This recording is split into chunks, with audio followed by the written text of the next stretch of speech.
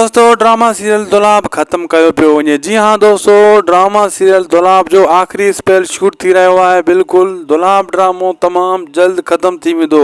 तव्हांजो पसंदीदा ड्रामो दुलाब जेको हज़ारनि जी व्यूवरशिप खणे पियो, आख़िरकार इहो छो बंदि थी रहियो आहे। दोस्तों अॼु वॾी हिकु अपडेट तव्हां शेयर कंदो हलां, हिन वीडियो खे आख़िर ताईं ॾिसंदा।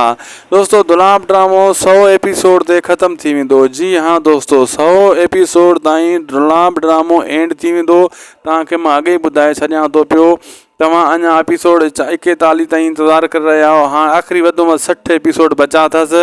हीउ जेको आहे सोप सीरियल हुयो, माना 100 ताईं पूरो वञी कंदा। हाणे चोथों स्पेल शूट थी रहियो आहे। इहो हिन जो आख़िरी स्पेल आहे। पोइ वेरनि जी बस्ती ड्रामो हलायो वेंदो ऐं हीउ ड्रामो 100 ताईं लिखियल ई 100 ताईं हुयो। इन जी कहाणी एतिरी आहे, वाइंड अप कयो वेंदो हिन ड्रामे खे। तमामु जल्द हीउ ड्रामो वाइंड अप थी वेंदो, 100 ताईं एंड थी वेंदो। दोस्तों वरी तव्हांखे अपडेट ॾेई छॾियूं था।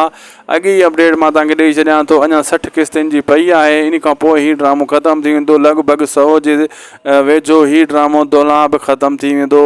दोस्तों वॾी तव्हांखे अपडेट ॾिनीसीं ऐं अॻी किस्त जी अपडेट बि मां तव्हांखे ॾेई छॾी आहे। त अॻी किस्त में हाणे छोकिरी खे वठी करे मंसूर ख़ान खां रज़न ककर वारा घर वेंदा ऐं उन खे पंहिंजे घर वञी रहंदा, उन ते वॾी सख़्ती कंदा।